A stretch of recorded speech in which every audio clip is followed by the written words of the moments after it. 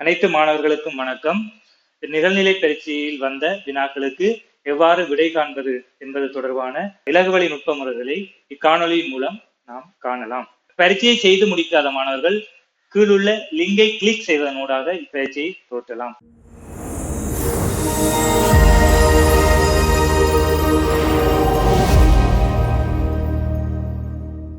முதலாவது வினா பிள்ளைகள், தீவனின் திருமண வீட்டுக்கு சென்ற அவனது 4 நண்பர்கள் தீவனுடன் கைகுலுக்கினர் எனின் இடம்பெற்ற கைகுலுக்கல்கள் எத்தனை? பிள்ளைகள், நாங்கள் வடிவா ஒரு வினாவிற்கு விடை செய்வதற்கு முதல் அந்த வினாவை வடிவாக வாசிக்க வேண்டும். வடிவாக வாசிப்பதனூடாக தான் அந்த வினாவிற்கு நாங்கள் சரியான விடையை அளிக்க முடியும். பெரும்பாலான மாணவர்கள் முதலாவது வினாவிற்கு நீங்கள் கைகுலுக்கல் விதியை பயன்படுத்தி தான் அதற்கான விடையை கண்டுபிடித்திருப்பீர்கள்.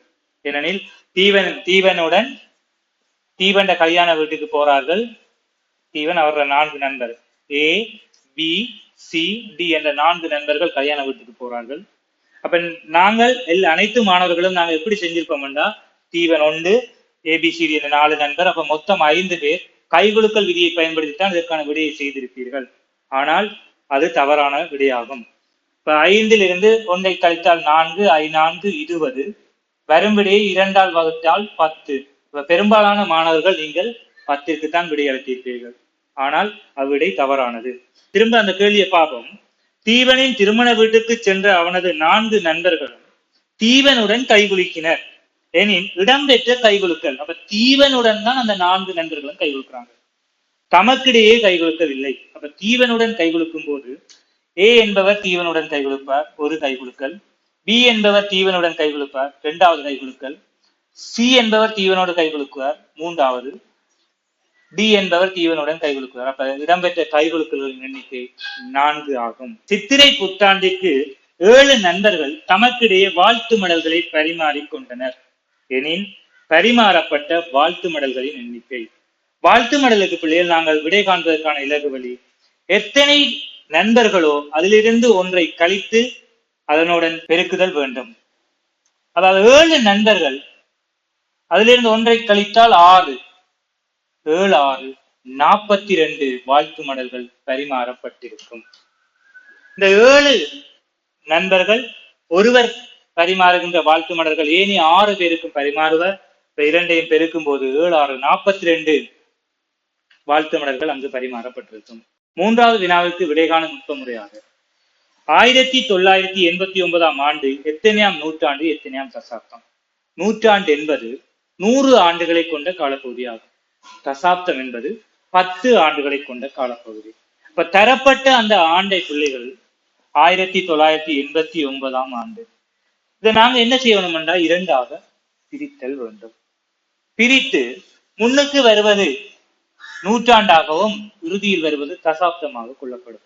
இதில் நூற்றாண்டு காண்பதற்கு வந்த இலக்கத்துடன் நாங்கள் ஒன்றை கூட்ட வேண்டும். 19உடன் ஒன்றை கூட்டும் போது 20. அப்ப 20ஆம் நூற்றாண்டு.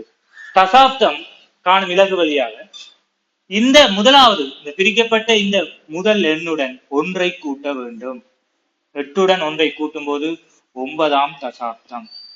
1989ஆம் ஆண்டு 20ஆம் நூற்றாண்டு 9ஆம் தசாப்தமாக கொள்ளப்படும். 4வது வினாவிற்கு விடை காணும் முறையாக 1 கிலோகிராம் பஞ்சும் 1000 கிராம் இரும்பும் நெருக்கப்பட்டால் நிறை கூடிய பொருள். இவ்வினாவிற்கு பிள்ளைகள் பெரும்பாலான மாணவர்கள் பொருளின் தன்மையைத்தான் நோக்குவார்கள். அதாவது பஞ்சு என்பது மென்மையானதாகவும் இரும்பு என்பது நிறை கூடிய ஒரு பொருளாகவும் கொண்டு பெரும்பாலான மாணவர்கள் இரும்பிற்குத்தான் விடையளிப்பார்கள். ஆனால் இங்கு நாங்கள் பொருளின் தன்மையை நோக்கக்கூடாது, பொருளின் நிறையைத்தான் பார்க்க வேண்டும். பஞ்சு 1 கிலோ, இரும்பு 1000 கிராம்.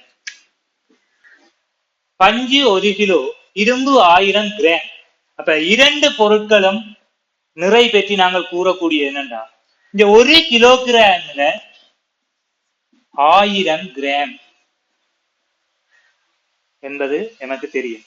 அப்ப 1 கிலோகிராம் 1000 கிராம் என்றா 2 பொருட்கள் நிறையும், இது 1 கிலோகிராம், இரும்பு 1000 கிராம். அப்ப 2 பொருட்களின் நிறையும் சமனாக காணப்படுவதால் இங்கு விடை 2 பொருட்களுமே சமனானதாகும். 5வது வினாவிற்கு விடை காணும் முறையாக வட்ட வடிவ மைதானத்தை சுற்றி 8 தூண்கள் நடப்பட்டு இருந்தது. தூண்களின் இடைவெளியில் 3 கொடிகள் வீதம் நடப்பட்டால் நடப்பட்ட கொடிகளின் எண்ணிக்கை யாது? படியா கவனிக்க பிள்ளைகள், ஒரு நேரான பாதை என்று பார்க்கும்போது 5 தூண் என்றால், உதாரணத்துக்கு 1 2 3 4 5 தூண் என்றால் இடைவெளிகள் 1 2 3 4 இடைவெளிதான் காணப்படும். ஆனால் வட்ட வடிவமான மைதானத்திற்கு 5 தூண் என்றால் 1 2 3 4 5 தூண் என்றால் இடைவெளிகள் 5 காணப்படும். 1 2 3 இடைவெளி, 4 இடைவெளி, 5 இடைவெளி காணப்படும். எத்தனை தூணோ அத்தனை இடைவெளிகள் காணப்படும் வட்ட வடிவ மைதானத்திற்கு.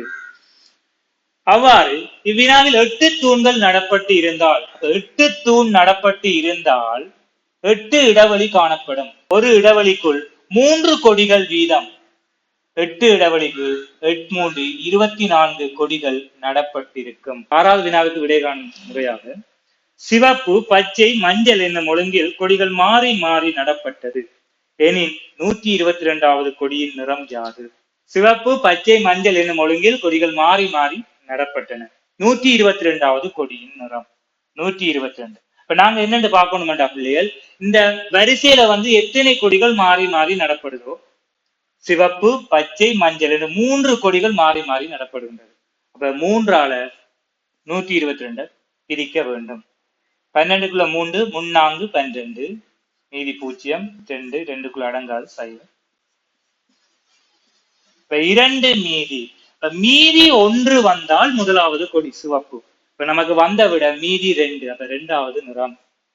7வது வினாவிற்கு விடை காணும் முறை, 4 மீட்டர் நீளமும் 3 மீட்டர் அகலமும் உடைய சுவருக்கு தீண்டை பூச 2 லிட்டர் தேவை எனில் 6 மீட்டர் நீளமும் 2 மீட்டர் அகலமும் உடைய சுவருக்கு பூச தேவையான தீண்டையின் அளவு யாது?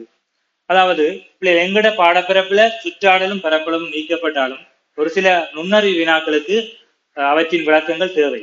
அந்த வகையில இந்த சுவர் 4 மீட்டர் நீளம் 4 மீட்டர், அகலம் 3 மீட்டர். இச்சுவரின் பரப்பளவானது 4 தர 3 12 மீட்டர். இப்ப 12 மீட்டர் பரப்பளவுடைய சுவருக்கு 2 லிட்டர் தேவை தீண்டை எனில் தரப்பட்ட வினாவானது 6 மீட்டர் நீளமும் 2 மீட்டர் அகலமுடைய சுவருக்கு, 6 மீட்டர் நீளமும் 2 மீட்டர் அகலமுடைய சுவருக்கு 6 2 12, இச்சுவரும் 12 மீட்டர் தான் பரப்பளவு. ஆகவே விடை 2 லிட்டர் தேவை. 8வது வினாவிற்கு விடை காணும் வழிமுறையாக, அதிசய குளம் ஒன்றில் மலரும் பூக்களானது ஒவ்வொரு நிமிடத்திற்கும் அதன் தொகையைப் போல் 2 மடங்காகும். முற்பகல் 8 மணிக்கு குளத்தின் அரை பகுதி நிரம்பியது எனில் அக்குளம் முழுவதும் எப்போது நிரம்பும்?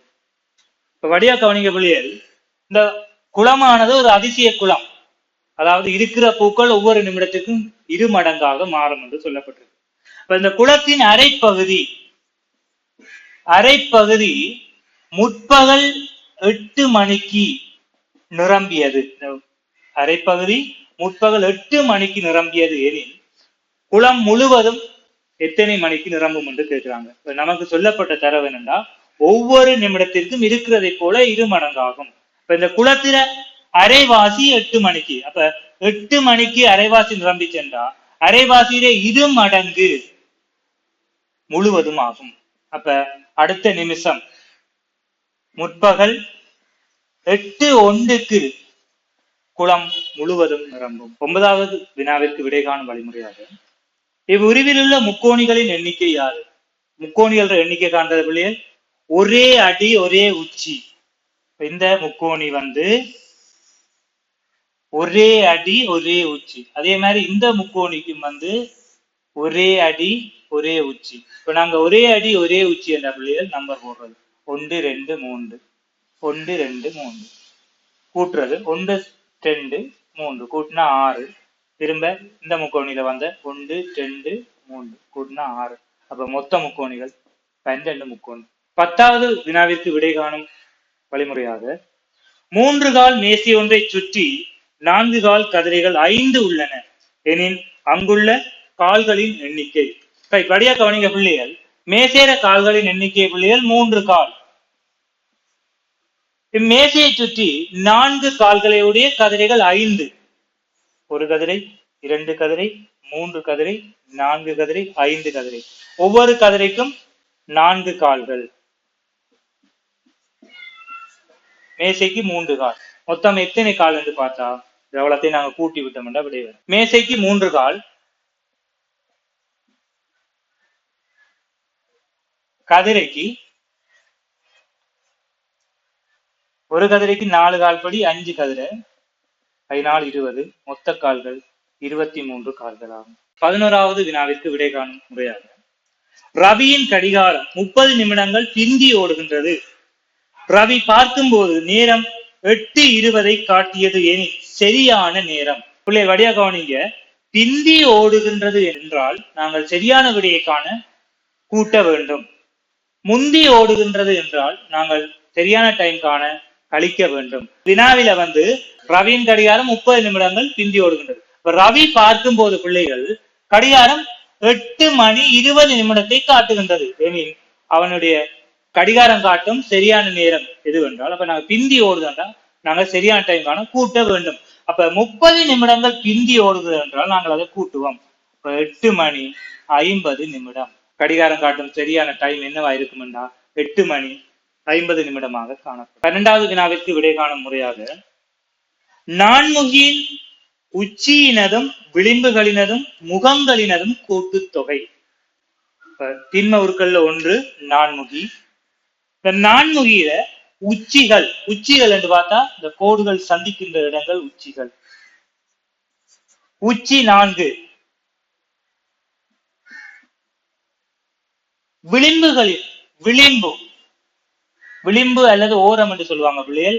விளிம்புகள் 1, 2, 3, 4, 5, 6, விளிம்புகள் 6. முகங்கள், அதுக்கு 4 முகம் என்றதெல்லாம் அது நான்முகி என்று சொல்லப்படுகின்றது. அப்ப முகங்கள் 4, இதோட கூட்டுத்தொகை 14. 13வது வினாவிற்கு விடை காணும் முறையாக, குமார் 50உடன் 10ஐ கூட்டுவதற்கு பதிலாக தவறுதலாக 10ஐ கழித்து விட்டான். எனின் அவன் பெற வேண்டிய விடை யாது? 50உடன் 10ஐ கூட்டுவதற்கு பதிலாக 10ஐ கழித்து விட்டான். 50ஓட அவன் 10ஐ கூட்டணும். 10 கூட்டினா அவன் பெற வேண்டிய விடை 60. அவன் 50உடன் 10ஐ கழித்து விட்டான். அப்ப பெற்ற விடை 40. அப்ப ஆகவே அவன் அந்த செய்முறையின்படி செய்து பெறப்பட வேண்டிய விடையாக 60 விடை காணும். 14வது வினாவுக்கு விடை காணும் வழிமுறையாக, 100இன் அரைவாசியுடன் 10ஐ கழித்து வரும் விடையை 2ஆல் பெருக்கும் போது பெறப்படும் விடை யாது? இப்ப 100இன் அரைவாசி, இப்ப 100 அரைவாசி என்றா 100ஐ 2ஆல் வகுத்தல் வேண்டும். வகுத்தால் 50 பெறப்படும். அதனுடன் 10ஐ கழிக்க வேண்டும். வந்த விடை 50, அதோட 10 கழித்தால் பெறப்படும் விடை 40. வந்த விடையை 2ஆல் பெருக்குதல் வேண்டும். 40ஐ 2ஆல் பெருக்கும் போது பெறப்படும் விடை 80 ஆகும். 15வது வினாவிற்கு விடை காணும் முறையாக, எனது தந்தை எப்போதும் என்னை விட நிறையில் கூடியவர் குறைந்தவர் கூற முடியாது. எனது தந்தை எப்போதும் வயதில் கூடியவரா குறைஞ்சவரா என்று கேள்வி வரைக்குள்ள பிள்ளைகள், தந்தை எப்போதும் மகனை விட வயதில் கூடியவராகத்தான் இருப்பார். அதுக்கு கூடியவர் என்றுதான் நாங்கள் பதிலளிக்க வேண்டும். நிறை என்று சொல்லப்படும் போது பிள்ளைகள், எனது தந்தை நிறை கூடியவராகவும் நான் நிறை குறைந்தவராகவும் இருக்கலாம், அல்லது நான் நிறை கூடியவராகவும் எனது தந்தை என்னை விட நிறை குறைந்தவராகவும் இருக்கலாம். ஆகவே இதற்கு சரியாக நாங்கள் பதில் கூற முடியாது.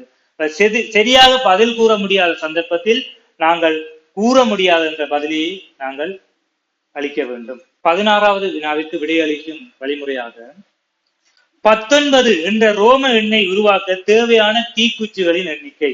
19 என்ற இலக்கத்தை ரோம எண்ணால் எழுத தெரிந்தால் மாத்திரம்தான் எங்களால் விடை அளிக்க முடியும். 19 XIX. ஆகவே இதில் ஒரு 1, 2, 3 தீக்குச்சி, 4, 5 தீக்குச்சிகள் தேவையாகும். 17வது வினாவிற்கு விடையளிக்கும் வழிமுறையாக, சாதாரண வருடம் ஒன்றின் முதற் காலாண்டில் உள்ள நாட்களின் எண்ணிக்கை. இப்ப முதற் காலாண்டு என்றால் பிள்ளைகள், காலாண்டு அரையாண்டு என்று வினாக்கள் நமக்கு வினாப்படுவதுண்டு. ஒரு வருடத்துல வந்த பிள்ளைகள் 12 மாதங்கள் உண்டு. இதுல காலாண்டு என்றால் காவாசி என்றால் 4ஆக பிரித்தல் தான். 4 மேல் ஒரு பங்கு தான் கால்வாசி. அப்ப 12 மாதத்தை நாங்கள் 4ஆல் பிரிக்க வேண்டும். பிரிக்கும் போது 3×12. ஆகவே காற்பகுதி 3 மாதங்களின் எண்ணிக்கையை கொண்டதாகும். அப்ப முதற் காலாண்டு என்றால் முதலில் வரும் தை, மாசி, பங்குனி ஆகிய 3 மாதங்களின் நாட்களின் எண்ணிக்கையை குறிக்கின்றது. ஆகவே தை மாதம் 31 நாட்களும், மாசி மாதம் இது சாதாரண வருடம் என்று சொல்லப்பட்டதால் 28 நாட்கள், பங்குனி மாதம் 31 நாட்கள் கூட்டும் போது 90 நாட்கள் முதற் காலாண்டில் வரும். அது சாதாரண வருடத்தில். 18வது வினாவிற்கு விடை காணும் வழிமுறையாக அடுத்து வரும் இரு எண்களை கூட்டும் போது பெறப்படுவது. அடுத்து வரும் இரு எண்களை கூட்டும் போது பெறப்படும் எண் யாது என்பதுதான் இவ்வினாவாகும். உதாரணத்துக்கு நாங்க 2, 3 கூட்டினால் 5 பெறப்படுகின்றது. 10, 11 கூட்டும் போது 21 விடையாக பெறப்படுகின்றது. 6, 7 கூட்டும் போது எங்களுக்கு 13 விடையாக பெறப்படுகின்றது.